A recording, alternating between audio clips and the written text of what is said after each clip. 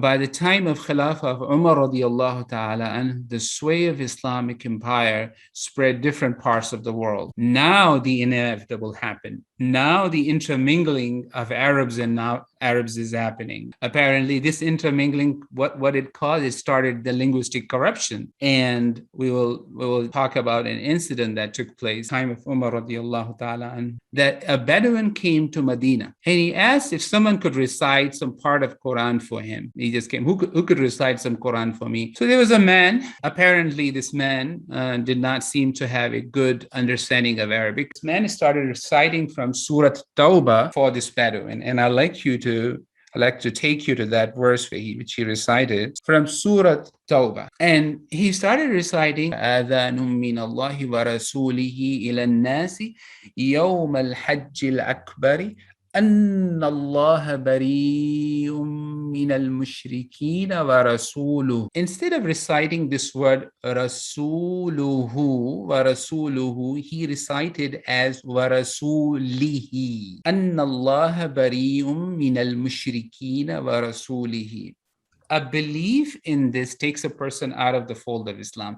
This is a huge blunder, and we will learn this hopefully, inshallah, in 5 lessons, and you will yourself come to realize that how blunder. First of all, the ayah as it is, it means that verily Allah absolves himself from polytheists, and so does his messenger, meaning Allah and his messenger both, they say we have nothing to do with the polytheists. We absolve ourselves from polytheists.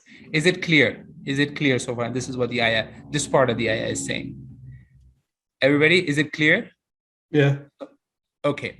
Now, when he recited, أَنَّ اللَّهَ بَرِيءٌ مِّنَ الْمُشْرِكِينَ وَرَسُولِهِ مَعَاذَ اللَّهِ, this means that Allah absolves himself from the polytheists and from his messenger, ma'adallah, just by reciting it instead of rasuluhu.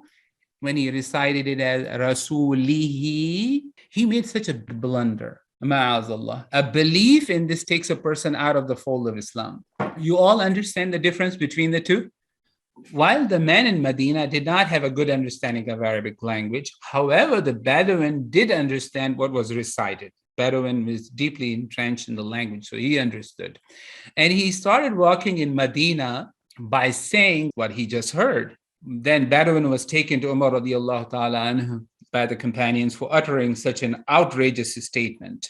Then Umar radiallahu ta'ala, when he heard this story from the Bedouin, he corrected him. And here the concern arose. The companions, Ridwanullahi Ajma'in, became very much concerned as they understood that Deenullah, Islam, is through the preservation of Arabic language. If there is no language over the period of time, as you see with other religions, the originality doesn't remain. Okay, the companions remained concerned until the time of the Khilafah of Ali radiallahu ta'ala anhu, who he officially commissioned. He became very much concerned. He called in Abu al-Aswad al-Du'ali.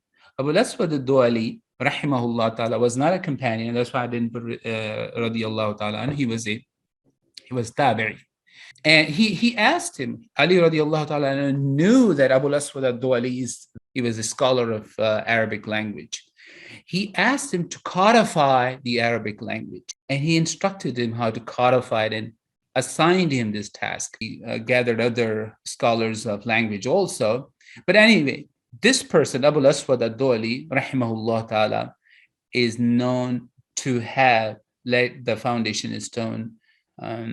And Ali radiallahu ta'ala anhu was very much impressed with his work. When he came back to Ali radiallahu ta'ala anhu, he says, this is the way of preserving the language. We can go back at the time of Sahaba through a good understanding of these rules. So this is how the codification of Arabic language became a reality.